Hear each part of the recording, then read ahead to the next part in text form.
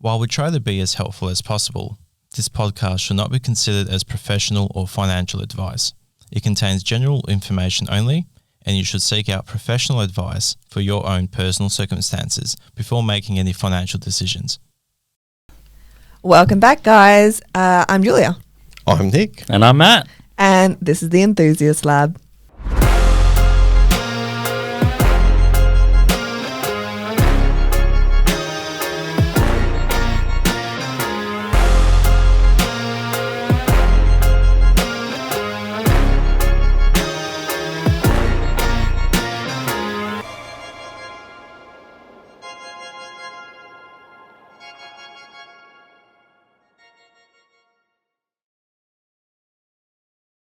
Welcome back, guys, to another episode of the Enthusiast Lab. Today we have special guest Matt from Vida Homes. Welcome back. Yes. Thank you very much. We love this bloke so much, so we had to get him back on. You've called me like 10 times this week. Yeah. Please, Please, sir, come back. And today's kind of a very unstructured pod episode because Nick organised it. Nick told me on Tuesday night, Matt's coming on. We're like, okay, what are we talking about? The boom. And that's where we got. 2024 boom. So we thought we'd kind of talk about what's happening in the industry. The 2024 boom. Yeah, the boom that we're challenges. currently in, the challenges that we're facing, the floods over East and the challenges that poses. Shipping delays, construction delays. We still haven't finished the first boom. Oh, yeah, true. Well, we can go 2.0. That's what we were supposed to bring him on for initially. No. We'll figure it out. It is what it is now. If we have enough time, we'll do that too. So yeah, let's kind of start off with what's generally happening in the market. And Nick and I have touched on this a couple of times over the last maybe 4 to 7 episodes. We've done light touches about that we're in a boom, like prices are up, it's harder to get a home, the interest rates are up, that kind of stuff. Your budgets that worked a year ago, 2 years ago means almost sweet fuck all now because of how much the costs are, the land soaring. Like we just did, I did a Q&A about 2 weeks ago and clients were asking about, how things are going. Just as an average, guys, like you've got nearly 80-90K between house and land costs from January 2024 to now in June 2024. Or July. We're now July, but in 6 months, man, that's fucking insane. Absolutely. Yeah, so let's... We're going to throw it straight to Matt. Matt, just quickly reintroduce yourself for all the new guys, because fucking thank to everyone that is listening to us. Like we're getting a shit ton of fucking new followers at the moment. Who the fuck are you? Who am I? Yes. I'm Matt. Hi, Matt. GM from Vida Homes. Yep. Been in the industry for probably almost 20 years now. Fucking long time. Long time, getting old. Yeah. Started on site with my old man. He's a builder and a carpenter. And then moved, slowly into the office, renovations, estimating, and then up. In the aircon, in the heater. Oh, yeah. Away from the tools. Absolutely. It's freezing at the moment. I'm glad I'm in the office. Yeah. So... we've touched upon it a couple times, and we did mention that we were forecasting this when we had our last episode with you, that we're going to be moving into a boom. So what we're seeing in the industry is land shortages everywhere. Prices of homes have gone up significantly, and delays. Yep. Pretty much. Passing the ball to you now. I think this one's a bit different to last time. I think last time it probably caught everyone by surprise a bit more. This time, everything's gone up, and there's still a boom. There's still so much demand. But like you said, now there's just no land. So there was a boom for probably 4 or 5 months in sales and things like that, whereas now it's almost gone back to normal. Yeah, I see that. But it's 10 times harder because you can't get a block of land and things like that. So... You're basically doing, in my eyes, and I know you guys are working just as much in this, you're basically doing 3 times the amount of work for the same amount of business as we were doing 12 months ago. Yeah. It's and everyone normally knows boom is like, oh, you're going to fucking make heaps of cash and this and that. Bro, it's fucking 3 times harder. Yeah. I prefer when it's normal. Absolutely. Everyone would. 100%. Any day of the week. I've also noticed land developers, and it kind of comes in waves with land developers and builders and kind of sales agents, where when land is selling like hotcakes, land developers kind of want nothing to do with you in terms of, keeping those relationships going. They kind of want, that's a bit harsh, harsh way to put it, but like land developers, they kind of want you to bring the business, but there's no kind of incentive to bring the business. There's no desperation for the sale. It's now just a matter of them cherry picking what they want. Taking orders. Yep. Whereas literally taking orders. when there's a lull in land sales, there's a lot more relationship building because it's slower. It's slower for the builder or the sales consultant. It's slower for the land agent. So that's when you start building the relationships and trying to bring working your connections and trying to bring more bringing clientele. the clientele to yourself. And I have noticed that since there's been a bit more of a slower lull, there's not even land to offer, let alone kind of, like the land developers don't even have land to offer at the moment. So it's all about building those relationships again to make sure when their land becomes available, we can get something. We keep them in mind. And that's what, absolutely. That's what we're all doing at the moment. You guys, as much as us, is hustling with the land developers. Yeah. Us trying to build on those relationships, whereas the other way, when they're struggling to give away land, they're coming to us. Yes. Whereas at the moment, it's all of us going to them. What can we do? Yeah. Like for us, I think that's where us being quick and our timeframes are really helpful. Yeah. They want to sell the land, but they want a contract. They want finance. If we can guarantee that we're going to get out a quick contract, they are likely to give us a block over some other builders that might still take 4, 5, 6 months to get a contract out. Yeah, and hands down, I can say that I want to jump into that because we just attended 2 big developer events in the last couple of weeks, and they could not say anything like more positive about Vida Homes. And obviously, I love the relationship that we've built over the years with them, and them just seeing, like you were mentioning, the quick contract turnaround timeframes. The brokers that we're using, the finances being approved, and the houses built. The developers, as much as they want to sell the land, they want the houses fucking built. Oh, absolutely. Because otherwise they actually held back because they got to do the fencing and landscaping that they offer. And if a builder's taken 3 or 4 years and they finished all these stages, they got to get the contractors back out there to continue doing them. So it kind of helps sell the land, get it developed, move on to the next stage and keep it going. And they really do appreciate it. And they've mentioned it multiple times. Especially in the first few stages of a land development. Like 100%. They're trying to sell their whole estate. Like they want it looking good. They don't want it filled with half-empty blocks everywhere. Yeah, well, that's what I was going to say. They also want the street appeal so that when new clientele come through, they've got something to showcase for future clients. Absolutely. To say this is what we're trying to build towards. If you've got unfinished houses on there, it doesn't have the same kind of finish as some homes that are completed and lived in, or even just like if it's just empty sold blocks. There's some people like myself, I can't really work a lot on a concept and a vision. I need to physically see something. So seeing things actually being built and being developed and actually showing the growth of that area of what you're trying to sell, so much easier. Absolutely. So much easier. So now we just we all just looked at each other. What's next? Fuck. Let's talk about the prices of homes. How is Vida trying to combat the challenges that we're facing in the industry? And I think one of the things I spoke about last time was trying to forecast. Yes. Like we're selling houses today that might not have titled land. January, some of the ones we've got now are March, April next year. Holy shit. Yeah. So we're not getting a survey until March or April. We might not be starting on site until June 2025. We might not be finishing until somewhere between February and April 2026. May 2026. Fuck. So we're not paying painters until the end of 2025, start of 2026. That's all of it. Like all of that is forecasting. What are we paying now? Where do we think things will move? What do we know is going to move? And then trying using to experience. and then trying to adjust where the pricing is, because I know obviously you guys this year have gone up a little bit, and so has all the other builders with the amount of demand that's currently being experienced. Developers smashing fucking 10, 15 grand on a block within a 3-week turnaround, and obviously just the cost of homes increasing. With a lot of the costs that you guys have obviously put into these pricing, is a lot of that, and look, it might be a little bit fucking overloaded question, is it all based on potential costs of trades and obviously there's like services and all that shit throughout the process, or is there also a little bit to go, well look, there is a lot more clientele now, maybe we can try and make a little bit more? Is it always the same profit margin you guys always run? We have a margin that we know. We're happy to stick with that. We don't try and increase it 10% in the easy times and drop it in the hard times. Yeah.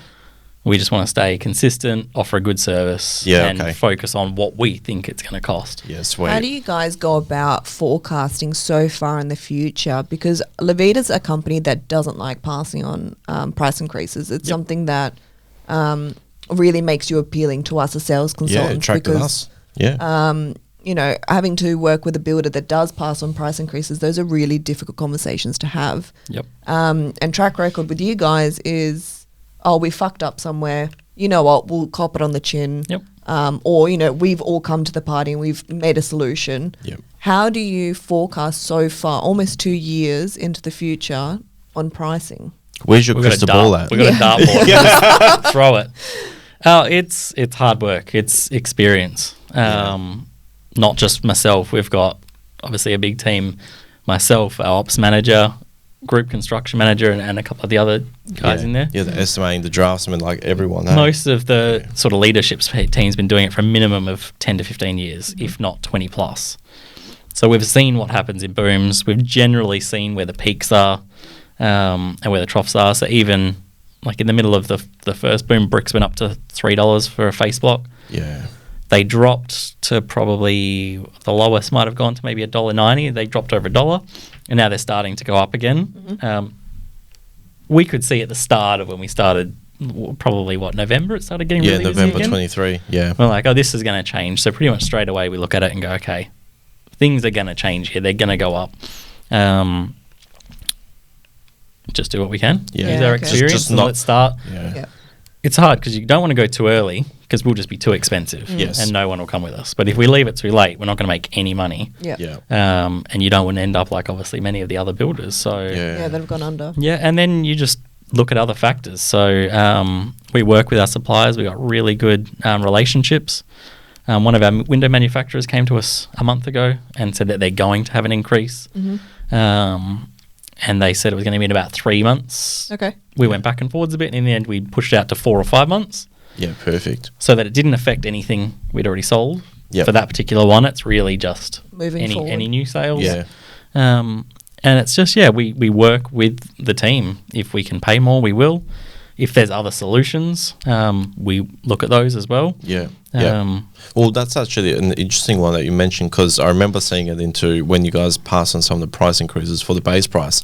That right now, and something that me and Julia actually currently had experienced with our block that got titled, was that Western Power don't actually have the capacity to energize all the sites immediately on site. Fucking, if you're on YouTube, you just see fucking Matt just roll his eyes going, bro, fucking tell me about it. But basically, we're starting to see obviously a lot more, and basically, guys, for a lot of people out there, yes, you're gonna have, the titles come out and it looks like everything's ready, and then the Sparky goes to hook up the power and there's no fucking power. It hasn't been energized. And as an example for you guys, we bought a block in 2023 in October. We settled at the end of November 2023. We didn't have energy on site until May 2024. Yeah. So that is 6 fucking months we didn't have it. Without power. And we'd settled. We were ready to go on site. So Vida, because we've been with Vida for this home, they actually jumped on and grabbed some fucking generators and got the boys to continue working until our Sparky was able to rock up. And as soon as it was energized the next day, boom, we fed the power through. 6 months, guys. Some of these other developers, they can do as much as they can. We can't really chase them because it's not the developer fucking it up. It's just, unfortunately, a lot of the times it might be Western Power, and good luck trying to chase them for anything. Yeah, they're struggling. They're behind. Yeah. I think we were looking last week, and we had 48 jobs in construction without power. Fuck. Anywhere from, and some were at slab down. The furthest along was cabinets were ready to go in. Wow. Yeah, shit. By the time you get cabinets in, like, we're getting close. So when they get to that point, to be honest, we have to stop. Yeah. Like, we can pour the slab, we can do the brickwork, we do the roof. It's a pain because we don't have that many generators and the cost to hire more, like, it is expensive. Yeah. But we pretty much have got these ones up to lock up. Yep. And then after that, because before that, like, your brickie's on site for a week or two. He can take it back and forwards. Your chippy's on site for a week. He can take a generator back and forwards. Yeah. When you get to lock up, all of a sudden you need 30 different trades within a few week window that they need it for a day here, half a day here. Like you can't pass them back and No. forth, and you can't Yeah. leave them on site because they get stolen. 100%. And Shit we had still gets sold. a $3,500 generator stolen a couple of weeks ago. Oh, fuck. Yeah, so we love that. Yeah, 10 out of 10. So when we get to lock up, we've basically just, and at the moment it's only, I think there's 2 clients that lock up without power. Yeah. We just said, look, this is obviously not on us. Yeah. We've had to stop. As soon as the lots are energized, we'll be back. We're ready to go. The cabinet tree has been measured so that the cabinet maker can do everything they can in the office, in their factory. Okay. And then when we say it's ready, give it a Send couple it. of weeks Ready and to I'll come go, and install. But that's the thing, right? Is you guys are proactive. You've grabbed the fucking generators. You're going on site and you're pushing through, right? It's also beneficial for you guys because you can claim some of the progress payments. It's not sitting there bleeding money. And you assume by the time it shouldn't be 6 months without power. Yeah. An additional 6 A months month, on top. 2, 3 sometimes. Yeah. By the time you get to lock up, Fuck. it should not Nah. still not have power. Yeah, exactly. Whereas we're actually seeing it with our site because everyone basically got energized at the same time, right? And we're talking, mate, you got energized now in 2024. There are still all these fucking houses with no one started on site. Yep. And some of them we've started or obviously talking to, and their builders have literally refused Yep. to go on site, and they've put them back into the administration process because of the fact that the block is energized, and Yep. some of them may actually have been offered. We can start the process. However, you've got to foot the bill, and that could be for a couple grand, Yep. just to try and get the client a little bit more Yep. up forward. And you don't know how long it's going to take. So it's something to think about, which is why I love, like, obviously having Matt here, so we can actually hear it straight from the horse's mouth. It's not just the Vida that's obviously working out some of the generators. There are many other builders starting to do that, realizing that, shit, we're bleeding money for no fucking reason. Let's try and actively do it. But this is those little costs, why it may cost a little bit more with some builders versus others, because they're being proactive and keeping those speed and that time frame as quickly and as efficient as possible. Yeah. If Because we it's a big didn't, one. if we waited Yes. for the lots to be energized and it was 6 months, Yep. and it sat in admin doing nothing for 6 months, Yep.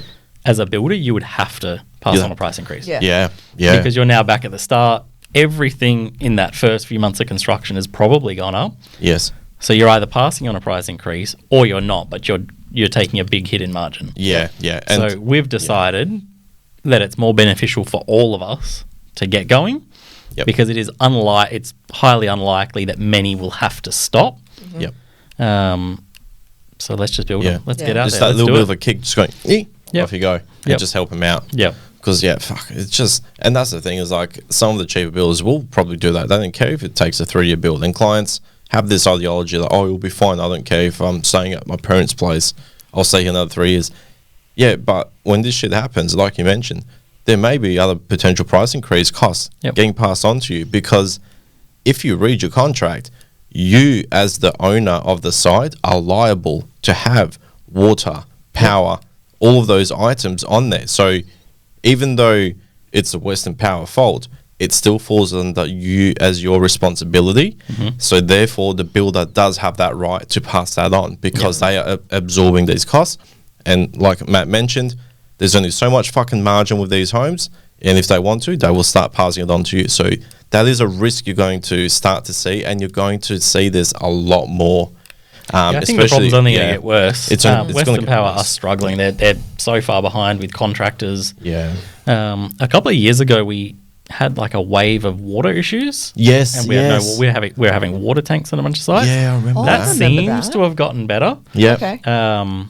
In WA at least. Shut Over up. in SA, we're Oh, having a heap of that's- water problems. But yeah. that's another issue. That's a different problem. That's a different kettle of fish. That's a different podcast episode. 'Cause That's a fucking shit show Yeah. in SA. Yeah. I also wanted to mention, so, Levida's got their 12-month of guarantees that you guys haven't faltered on yet. For a Keyword, yeah, for 4 years. Solid. 4 years for a single story Yes. retail client home. Yeah. Yep. Nothing over 12 months. Yeah. Yep. And I know that can be quite challenging in this market, because not only are we having all these price increases and delays with the titles and everything, but there's been the floods over east that has significantly delayed the cabinetry Yep. and the appliances. Yep. Outdoors are well, Yeah. they're coming from over east, and they've got a delay on them. So like, there's a lot of suppliers that we Basically, get stuff. yeah. Yeah. Any supplier that is supplying building in Yep. WA from the east coast have had significant delays because of the floods. Yeah, I think the train line's gone down Yeah. twice Yeah. this year already. And then we've had, aside from the train line, we've had a heap of port issues. Yep. Yeah. I think wharfies went on strike at one stage, and then boats just don't like coming to WA. Sick. Right at the moment, there's a heap of issues with shipping out of Singapore. Okay. Yeah. I think I Singapore just is one of saw. the major hubs, Mm-hmm. and so we were talking literally just about stone this week. Yep. The stone's coming out of wherever it's coming out of, and then but it needs to go through Singapore Okay. as part of its route. Yep. And until they can guarantee a date that they can get into Singapore, they won't leave their previous spot. Right. So at the moment, I think they're 4 to 6 weeks behind a lot of the Shit. containers Wow. we're waiting. So all of a sudden, we're waiting for a heap of stone to come in. Mm-hmm. Cabinet maker's good. We've actually got board. Yeah. Okay. 6 weeks ago, we had no laminate board because that comes on the rail. Yeah. Oh, Um, fuck.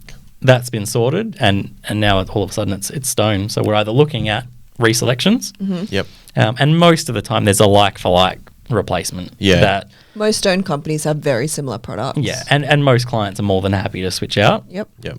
There might be the odd colour here or there that you just can't find a replacement, and we have to wait. Or we were talking to the cabinet maker today, and we might put in like a laminate template, Okay. so they can install the cabinetry, and we can just put a little bit of a template along the wall, so then we can get the tiler to come in. Because without cabinetry in your stone tops or your tops, you can't do the next stage. You can't start tiling. If you can't start tile. tiling, then you can't do your electricals and your shower screens and all the things after Yeah. that. So trying to find a way that we can still keep the jobs moving. Otherwise, they would, anyone at cabinetry stage at the moment would pretty much just stop for Yeah. Be 6 at a weeks. standstill. Well, that's kind of what I was going to ask. How do you guys keep things moving on site?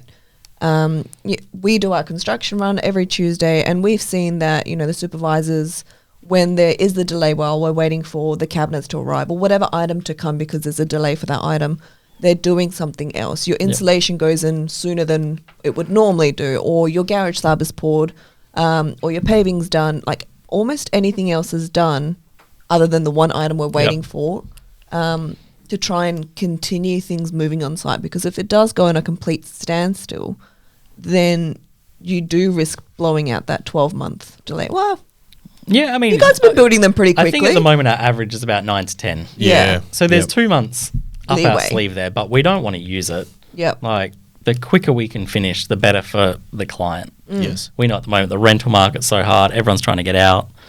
Like, there's so much pressure, especially right at the end for people who can see the finishing line. Yeah. So we don't want to sit there and just wait and go, oh, you know what, we're just going to take it. Yeah. Yeah. We just work as a team. Is there anything we can do, whether we change a process, change a supplier, change anything? Is there anything we can do that at a cost or no cost to just keep the jobs moving? So Yeah. in this case, the cabinet maker's gone, oh yeah, you know what, I can. He doesn't have to do a full bench top. He just has to do it along the wall. So then the Right. tiler can do that. So he's like, oh yeah, we can do that, and then that'll keep us moving. Okay. And then See, when the that's stone sick. comes in, they can just come in and slide the bench top in, Yeah. and you would never know. And you'll never know. That's wild. Does That's changing fucking sick. suppliers require a lot of work? No, it's a lot of work. Yeah. Okay. Yeah, it's a lot of. Our procurement manager hates it because there's just so many orders to either cancel or change. Okay. Yep. And have we ever used this supplier before? And just because they say they can deliver, are they actually going to deliver? So like normally when we change suppliers or introduce anyone new, we'll give them half a dozen jobs. Yep. And we'll see how they go on a few jobs. And if they're good, we'll give them a few more. Yep. And if they still do the right thing, then we figure out how we're going to weave them into the business. Yep. Because otherwise, we've seen it many, many times before. You just drop someone and you put someone else on, and the new supplier is Shit. worse. Yeah. And you're just in another world of pain. Yeah. Okay. I've seen it with a few companies before, and yeah, it hurts. Yeah, Yeah, okay. because I remember during the 2020 boom, Colorbond had such a big fucking delay with roof sheets and people using next steel. Yeah, And then Nextsteel went bankrupt. yeah. Wow. Yeah. I didn't They know went into that. Yeah. liquidation, and then they were bought out, but they went into liquidation. That caused an absolute shit show because I remember a few clients going, "Fuck, do I wait the extra?" It was like a month or two with Colorbond, or do I go with this tiles? You're fucked. Like, Yep. don't even think about tiles. We're Yep. doing just Colorbond here. Yep. Like this is still roof sheets, people. That's how they explain it. And and people were going, oh, well, Next still had similar warranties. Sometimes it was almost like a little bit of a credit back for some of the clients we were seeing. And so they were choosing them. Yeah. And fuckers went bankrupt. So like, do you know what I mean? It's like you were saying, so many people went, oh, this is an option. Just fucking get them out, go and do it. And unfortunately, sometimes shit hits the fan. Yeah, there's whenever we do anything with a supplier, we put a lot of research in. Yeah.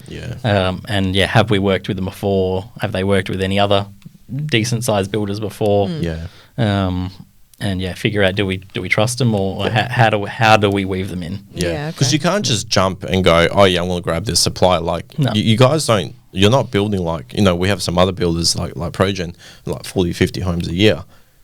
You're doing quite a few, not stupid amount like some of the major builders, but it's enough that you sit there and go, okay, we can't just switch overnight. We need to do a bit more work here to make sure they can even handle the business. Absolutely, as well. and that's why the biggest thing for us is our relationship building Yeah. with all of our suppliers. We're always in constant communication between either myself, our ops manager, procurement, construction. One of us is always in talks with the team. That's good. Yeah. With clients, because a lot of our listeners are either existing clients or clients thinking of dipping their toe into the market. As someone who's in the industry, do you have any advice for people kind of thinking of building a home or wanting to build a home? Richard and Nick. I feel like we haven't actually had any advice per se. Yep. For someone who's actually unbiased about La Vida and stuff, like genuine I think advice. whether it's us or and I think the sooner you can get into the market, the better. Okay. Yep. But get into what you can afford. Mm-hmm. If you can only afford a 6 metre skinny design 3x2 with a rear garage, do it. Yep. If you can afford something bigger, do it. I think everyone's got to look at their own personal circumstances, but waiting rarely works. Yep. Yeah. Like in the next 10 years, no one is really predicting in WA that there's going to be a dip. Mm-hmm. Yep. And there's still inflation, so every year there is still going to be an increase onto an increase. Yep. Yep.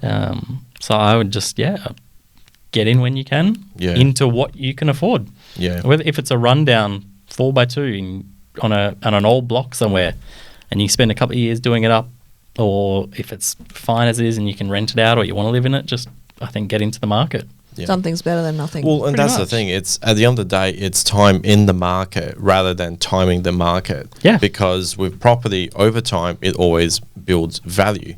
And anyone sitting there thinking, oh no, it's gonna fucking crash. Look at the fucking numbers, man. Like, compare it over 20 years, houses have fucking doubled. Look at over the last 10 years, houses again have nearly doubled in terms of comparison of price point. Anyone that built, people that have just started in April 2024 to now have made 50 to 100K in profit in just what it costs to build now. Now, at the same time with the market, things do adjust. The market adjusts itself. However, it's not going to go, let's say currently we're about 750K median house price in Perth.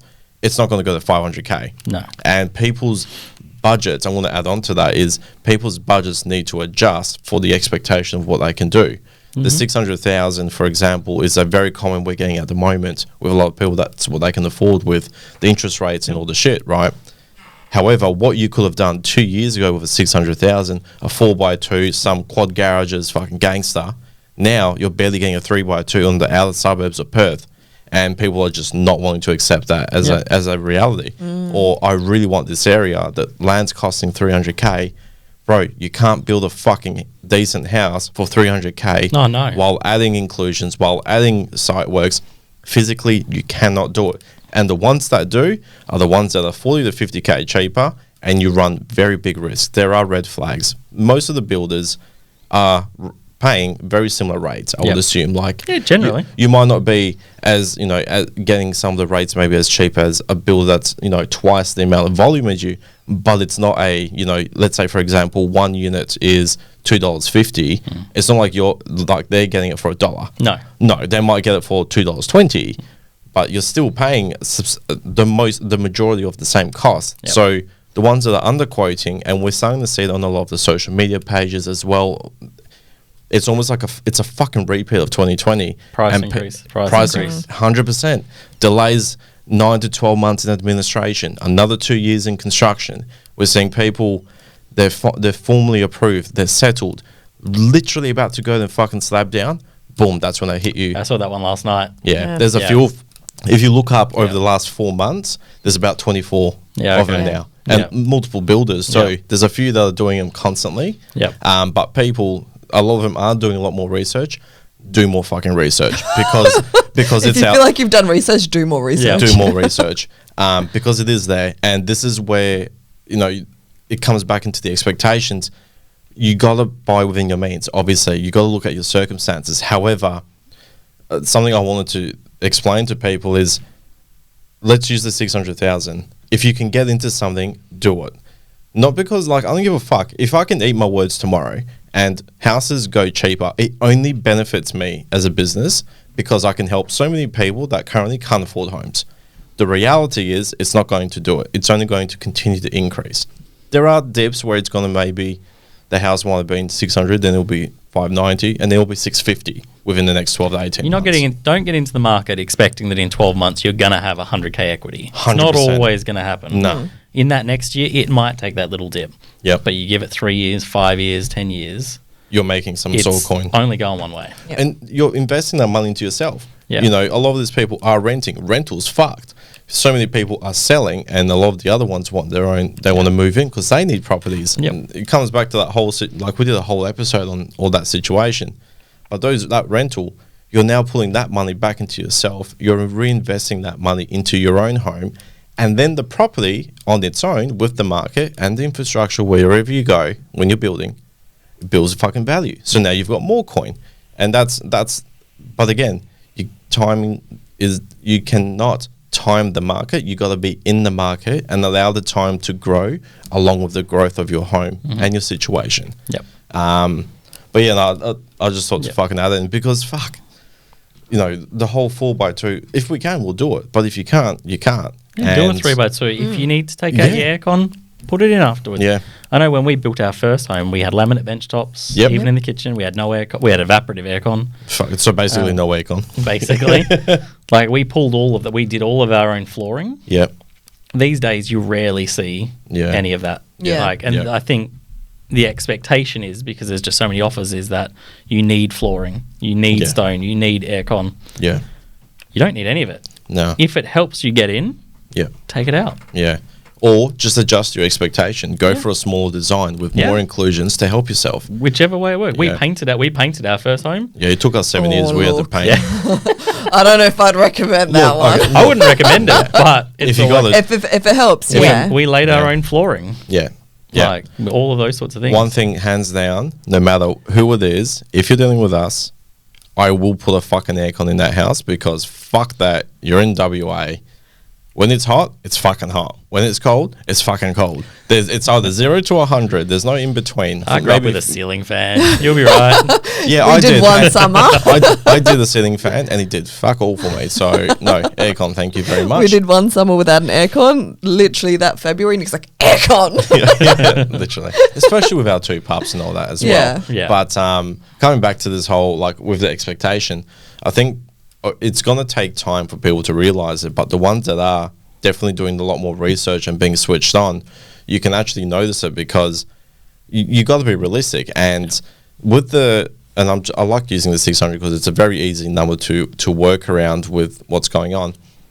Currently, if you're in a 600k budget and the current median house price is 750,000, that is across the entire fucking Perth, right? That's the the expensive home. Through to all the way down to all the way out to down to fucking Dawesville, Mandurah, up to Two Rocks, out these to Whitby's and shit. So it's an average. Now, you looking to build a home, you're looking at 150k under that median price as the average.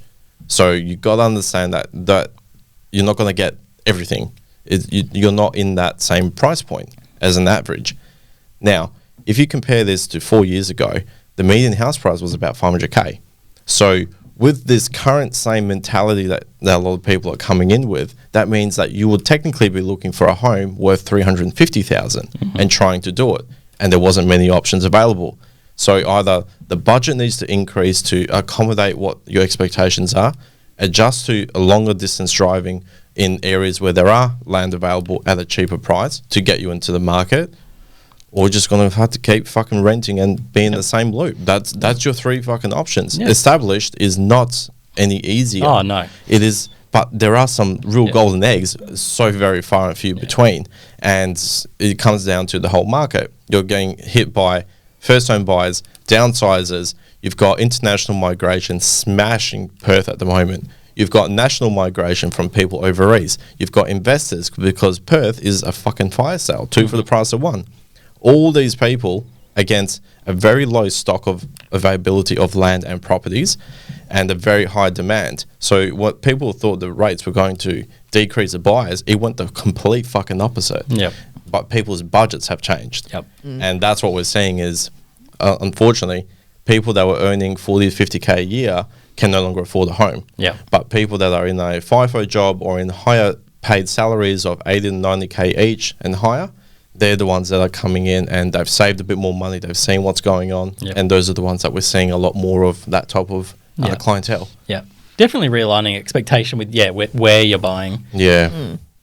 I'm up north. Yep. And I think we paid $250 for our block 12 months ago, 18 months ago. Fuck. One suburb over Yep. was 50 to 70K more. Yep. And then one suburb closer to the city again. So within 5 to 10 minutes of my house was 100K more. Yep. Yeah. Wild. We wanted the bigger house. Yep. So we went to the outer suburb, the cheaper one. It was the 10 minutes didn't make a difference to us. Nah. But our block was 200 square meters bigger.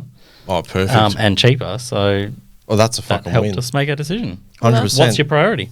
That's the same analogy that we've done. The The price between Caversham to Dayton to Brabham to Henleybrook to Ellenbrook to Bullsbrook. Yep. It just, the closer you get to the Yeah. city. Well Absolutely. over 100K difference for a 10 to 15 minute drive. And I have, and I like to really try and drill this one thing in.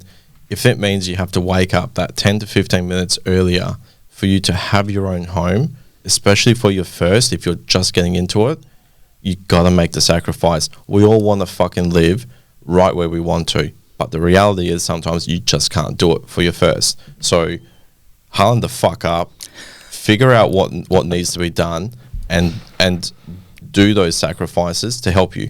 I wanted a fucking quad garage. I wanted all that shit for our first home. I've got a fucking 3x2, right?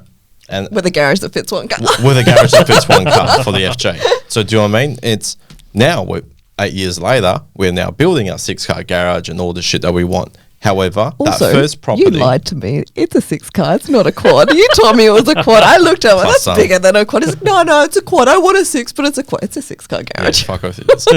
There's no way I was going to walk away without one.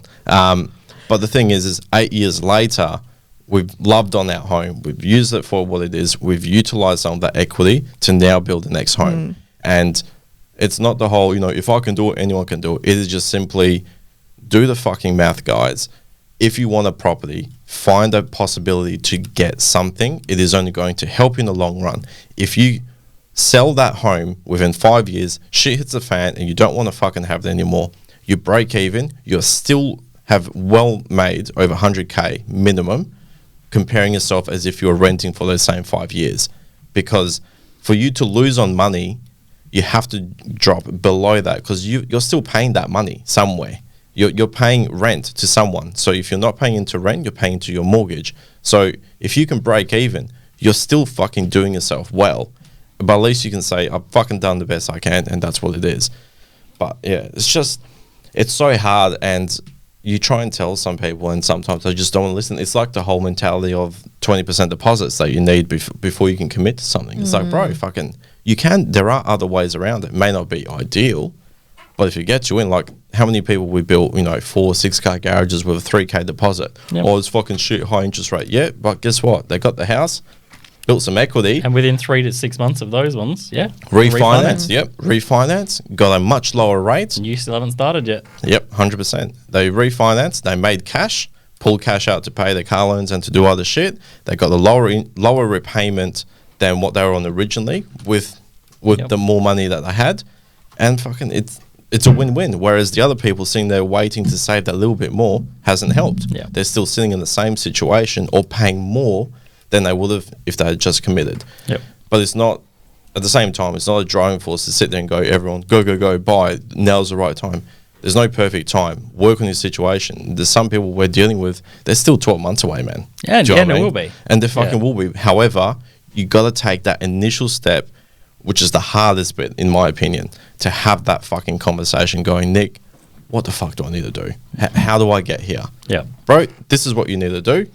Ball's in your court now. That's it. Do you know what I mean? At least you've had the conversation and you have a path of direction. No longer throwing, you know, and like finding a needle in a haystack. You've got that clear view of what you need to do. That's my rant. Yes, quite the rant. For a while. I felt like it was quite a good conversation with myself. Sorry, guys. Last thing I think that maybe we can touch upon while we've got Matt is, what are we predicting for the future? Let's do another 6 months, 12-month prediction. Whip out your crystal ball. Looking forward. The one you're using to forecast pricing. Or do you have anything else to add as well? I think that, so the first 6 months, we obviously had quite a few increases. Yeah. Between land and house, it's probably gone up, what, 70 to 90K, somewhere there? Average across all of Perth is about 70 to 90K. Yeah. I think for the next 6 months, it'll be relatively stable for the bill, or at least for us. Yes. There may be a little increase at some point, but at the moment, I think it's fairly steady. I think we've forecast most of what's going to come through. Killer. And because every now and again, there are some reductions as well still. So it's trying to factor all of that in together. I think the land's still going to keep going up. 100%. Yep. I don't think it's going to stop. We're seeing, obviously, still blocks being pulled quite often. And fucking, bullshit. Yep. and going up. But yeah, I think the house prices will sort of stabilise a little bit, and then probably go up either right towards the end of the year or at the start of next year. Okay. I think shipping is going to be a nightmare for the next 6 months, and there will be delays. We still will build within our 12 months, but at the moment, I think our first, up until roof cover, we're getting done in 3 months, 4 months. Fuck, that's quick. It's then the back end that is really just kicking everyone's ass. Yeah. Which was the opposite before. Absolutely. It used to take 4 to 5 months from slab to lock up, but then it was like 2-3 months to get the fucking rest of the house done. Yeah. And now it's literally flipped. It's fucking wild shit, man. Yeah. Wild shit. Each time the boom's always something else comes up. Yep. And that's what building, like, Yeah. there's only so much you can do. You don't have every single material sitting in a warehouse to build a fucking home. You're relying on so many different factors, but if you can still work with it all, and this is the thing, guys, it's if there are delays and you're still doing them consistently and efficiently in that same thing, the proof is in the pudding, and that's what we look for as with Mr. Enthusiast. Is I don't give a fuck about the guarantees, like what you guys offer. I appreciate it. However, I really give a fuck about what you've done for the last 3-4 years for all of your clients. Look at what we've done. 100%. Trust us. And just talk to us. Be open with us. If there's an issue, let us know. Yeah. If you want more information about something, just ask. Yeah. Jobs will shuffle back and forwards. Cabinets will be delayed. Then we'll try and pull tiling forward, or something will change sequence. And like you said before, maybe the garage slab's poured 2 months before we were going to pour it, so we could do whatever we need to do. There will probably be reselections. It's a part of building, especially in a boom. Be open to it. When we were building, we had to we reselected our tiles 3 times. Jesus. In the end, we actually loved the final one. Yeah. Each time we just took it as an opportunity to have a look, and walked away happier than when we started. Because there's other new product out. So just be open to the changes. Reselections don't always have to be a negative thing. Yep. Be open. Work with us. And we'll get the fucking job done. Yeah, we're all a team. Us, you, clients, trades. We're all just working to get the house built. Yep, that's it. Yeah. Killer. Happy to wrap up. Yep. All right, so Matt, thank you so much for coming on board again. You're welcome. Especially on a bit of a whim. Yeah, love all having right. you on board. And people always react really, really positively to the episodes that we do with you. Awesome. So they love you, man. They love you. They almost love you more than me.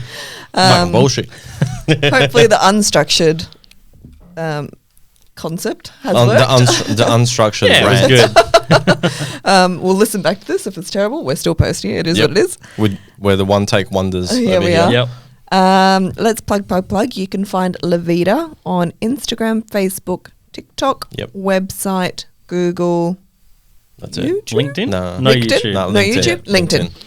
LinkedIn. You can find Mr. Enthusiast on Instagram, Facebook, TikTok, website, Google, YouTube, Apple Podcast, and Spotify.